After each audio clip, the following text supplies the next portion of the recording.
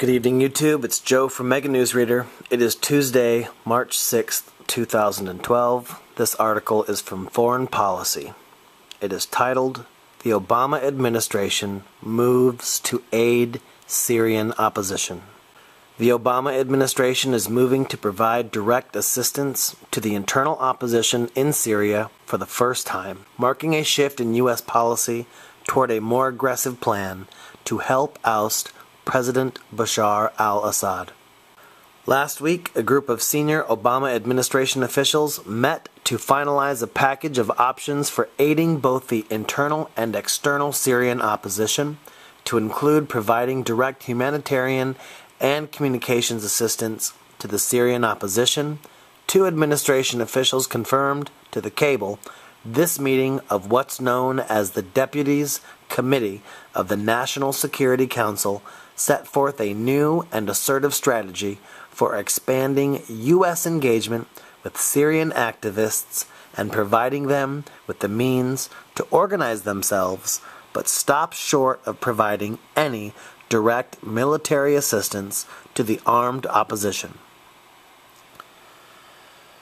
For now, riskier options, such as creating a no-fly zone in Syria, using U.S. military force there, or engaging directly with the Free Syrian Army, are still off the table.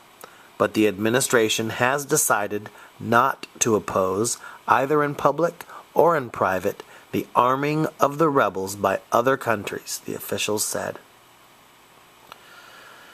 These moves are going to invest the U.S. in a much deeper sense with the opposition, one administration official said. U.S. policy is now aligned with enabling the opposition to overthrow the Assad regime. This codifies a significant change in our Syria policy. The package of options will be debated by cabinet-level officials at what's known as a Principals Committee meeting as early as this afternoon, two officials said. The principals could endorse the entire package or make some changes, the officials said, although the package does have the consensus of the interagency coming out of last week's Deputies Committee meeting. The administration is planning to greatly expand its interactions with the external Syrian opposition, led by the Syrian National Council, as well as with internal opposition bodies to include Syrian NGOs, the local coordinating councils, and the revolutionary councils that are increasingly becoming the de facto representation of the Syrian opposition. The Free Syrian Army works with these councils, but the administration is not ready to engage the armed rebels directly out of concern that they are still somewhat unaccountable and may have contacts with extremist elements. As part of the new outreach, the State Department and USAID have been tasked with devising a plan to speed humanitarian and communications assistance to the internal Syrian civilian opposition, working through State's Middle East Partnership Initiative Office. There is no concrete plan yet as to how to get the goods into Syria if the Assad regime doesn't grant access to the affected areas. We're leaving state and U.S. aid to work that out. That's the million-dollar question. We're working on that now, the official explained. Meanwhile, the administration wants to bolster the new defense committee established by SNC last week, hoping to solidify that body's prominence as the contact point for coordinating military and technical assistance to the rebels. If a decision is taken later to move in that direction, the FSA has rejected the SNC's Defense Committee as being part of its chain of command. But for now, the Obama administration sees the SNC as a more credible organization with which to explore options to potentially provide military aid. The prevailing narrative is enabling the transition while keeping options open for reaching out to the armed opposition, the administration official said. There is recognition that lethal assistance to the opposition may be necessary, but not at this time. At last month's initial Friends of Syria meeting in Tunis, Saudi Foreign Minister Saud al-Faisal said that arming the Syrian rebels was an excellent idea, though there are conflicting reports as to what extent Saudi weapons and cash were already flowing into the country. In preparation for the next Friends of Syria meeting in Turkey later this month, the Obama administration has decided not to openly oppose direct military assistance to the rebels as long as it comes from another country, not the United States, one of the administration officials said. The decision has been made at the next Friends of Syria meeting to not oppose any proposals to arm the FSA, and we're not going to publicly or privately message on that, the official said. We're not going to publicly or privately tell the Friends or Syria not to do this.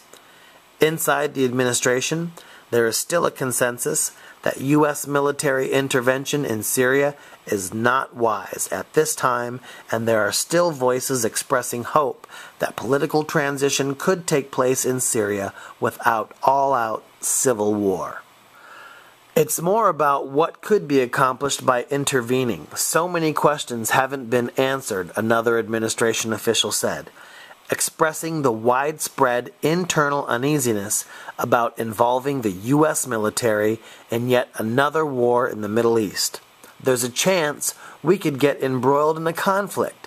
What does that do to our preparedness for other contingencies? Some in the administration still hold out hope that the Russians can be persuaded to play a more helpful role in Syria, but two officials confirmed that Russian arms deliveries to Syria are ongoing, and one administration official said the latest shipment included large amounts of advanced anti-aircraft missile systems, which are meant to help Syria repel any attempts to establish a no-fly zone. What that says is that the Russians are doubling down on Assad.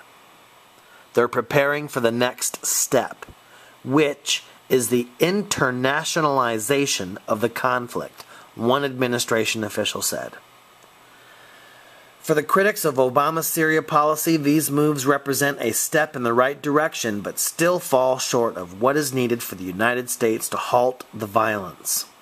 I am encouraged the Obama administration is exploring steps to provide direct assistance to Syrians inside their country, but the incremental measures reportedly under consideration still do not come to grips with the fundamental reality in Syria, which is that Bashar al-Assad, equipped and resupplied by Iran and Russia, is now waging an outright war against the Syrian people, who are outmatched, outgunned, and urgently in need of decisive international intervention, Joseph Lieberman told the Cable today.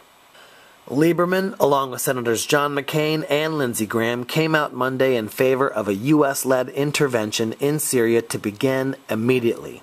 To me, this should begin with medical and military assistance for the opposition, including tactical intelligence and weapons, and ultimately should include targeted airstrikes against Assad's bases and forces, Lieberman said. The United States should help organize such support for the Syrian opposition, but it should be international and include our concerned allies in the Arab League, the GCC, NATO, and the EU.